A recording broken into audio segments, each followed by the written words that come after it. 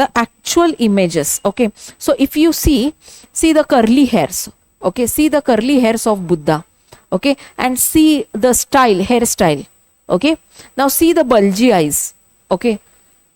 If you see in Indian idols, okay, if you see our god idols in India, okay, especially now there is again classification of art which we will be seeing in upcoming discussion, okay.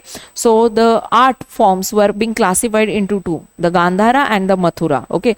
So this Hellenistic art or the Hellenistic features we would be seeing in the Indo-Greek architecture, okay. So here you will have the folds, the klotka folds, okay. After that the ears would be very long, okay, the hairs would be very curly, okay. So this you can understand that this carving of the stone is done through various curves, okay. So they would be drawing various curves, okay, they would be creating various curves through carvings, okay. So this was the feature of the Hellenistic art, okay. See these curves, okay, see these curves, okay.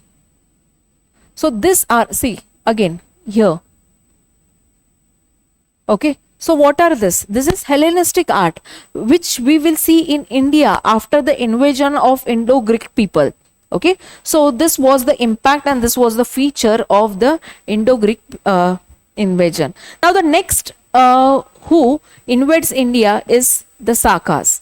Now the Sakas would be following the Indo-Greek people, but the Sakas would not be establishing that expanded empire as the Indo-Greeks had, okay. So if we see the Saka had the 5 branches, okay, the Saka had 5 branches in India, okay. So first is the Punjab, second is Afghan, third is Mathura, fourth is Western India and the Upper Deccan, okay. So if you see the Saka, let me show you in the map.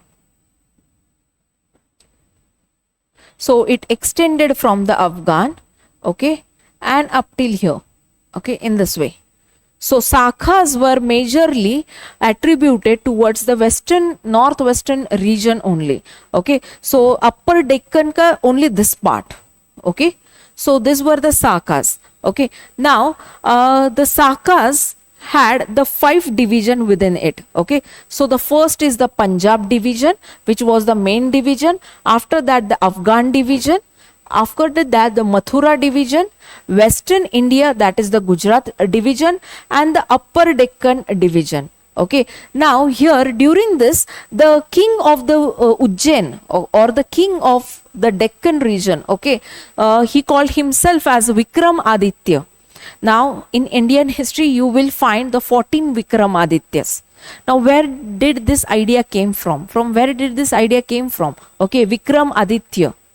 So Vikramaditya means a person who wins over all other major powers. That is known as Vikramaditya. Okay, so in Indian history we would be having 14 Vikramadyas according to the theory set by the Sakas. Now what did this Saka did? Saka believed that a person or a king who wins over all the major kings around himself, he is said to be as a Caesar.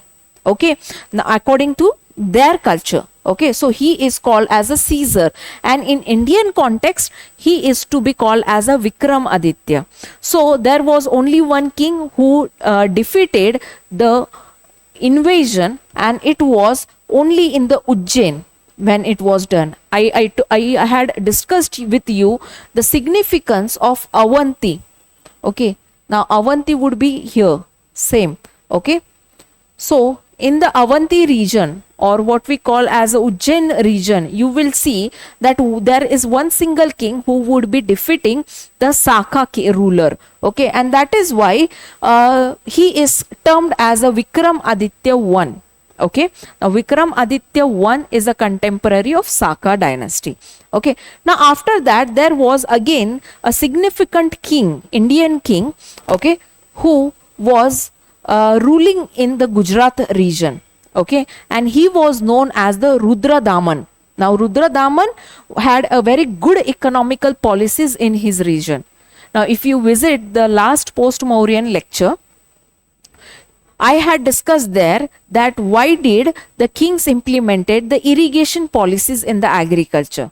Okay, during that time, if you remember, I have talked about the Girnar inscription. Okay, Girnar inscription. And when I was talking about the Girnar inscription, that time I have talked about the construction of the lakes and the paddy cultivation was being promoted by the kings, right? Okay, and one of the example of the lakes is the Sudarsana Lake, which is situated at the ground of the Girnar inscription. Okay, so this Girnar inscription is at some height, and below that is the Sudarsana Lake, which is being constructed by the Rudradaman I in 130 to 160 AD.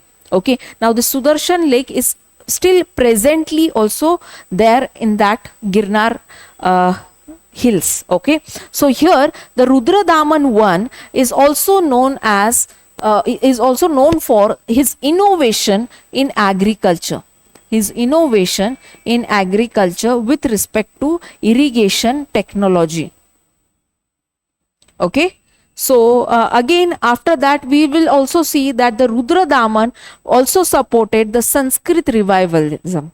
Okay, so he would be supporting, and in fact, he was also a staunch learner of the Sanskrit language. Okay, so he would be reviving Sanskrit in the Sindh and the Gujarat region. Okay, so these were the contemporaries of the Sakas, the king Vikramaditya of the Ujjain and the Rudradaman from the Girnar or the Girnar Nagara. Okay. Now, the third were the Parthians.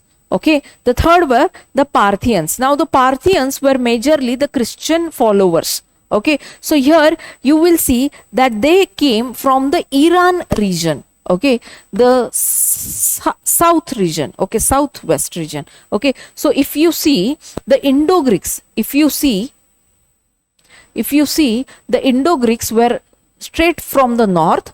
Okay, Sakas were somewhat from the western, and the Parthians would be from the south. Okay, so here they were from the Iran. Okay, so one of the major ruler of the Parthians was Gondophares. Okay, so this is the Gondophares sitting on the chair and administering the whole kingdom.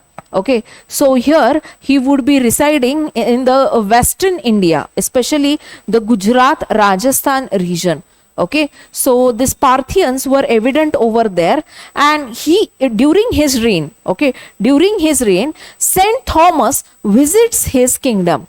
Okay, Saint Thomas visits his kingdom. Now, every one of you know who is Saint Thomas. If you don't know, I would like to tell you that Saint Thomas is a person who would be coming to India, and he was the first person to come to Indian subcontinent to preach Christianity on Indian land. So up till now, before Parthians, you will see major three religions, that is Hinduism. Okay, second Buddhism. Okay, third Jainism. And after the Parthians invasion, you will see that Christianity would be also dwelling in the society. Is that very clear? Okay, so here again the diversity increases, the diversity in the culture increases, the diversity in the food culture increases, right? The diversity in the livelihood also increases. Okay, so here not only the political fragmentation is happening, but also the social diversification is also being taken into consideration as and when we proceed towards the ancient Indian history. Okay, so see the kind of coins that were issued during the Parthians. See the image of that king, the Gondophares. Okay, and see how he is also involving his governors in this. Okay, so these are some of the notable features of the Parthians. Okay, now the fourth were the most favorite of the foreign invasions. Okay, and these are the Kushanas. Now the Kushanas would be playing an important or the significant role to place or to initiate the Gupta period. Okay, so Kushanas were very stronger rulers. They were very economically stable rulers. Why? Because up till now you will see that the irrigation would be having a good source of revenue. Okay, from irrigation we would be achieving good source of revenue.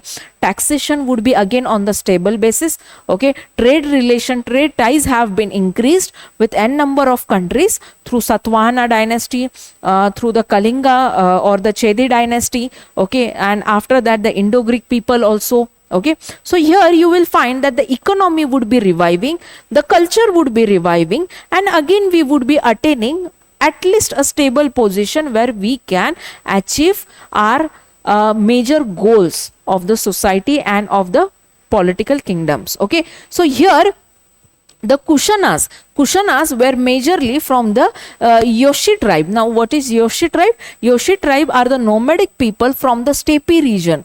Okay, so this is the steppe region. Okay, so these were the nomadic people from the steppe region.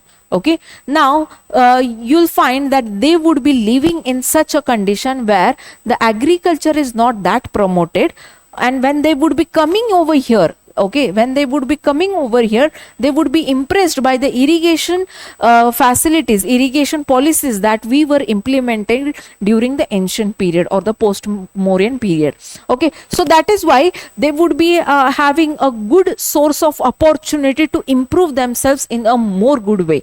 Okay, so here during the Kushana period, okay, that is when they will come to the Kabul. Okay, that is here Kabul. After that the Gandhara. Okay, and then they will cross the Hindu Kush. Okay, so they would be extending from the Okas to Varanasi. From the Okas to Varanasi. Okay, and here in the Kushana we have two dynasties. Okay, the first dynasty is known as the Khadfais dynasty. Okay, Khadfais dynasty, and second is the Kanishka dynasty. Now this Kanishka dynasty is one of the favorite topic for your UPSC examination. Okay, so this Khadfais dynasty, in this there are two kings. Okay, there are two kings. And in this Kanishka dynasty, there is a major king, that is King Kanishka. Okay, there are also other kings also, but the history tells majorly about the King Kanishka only. Okay.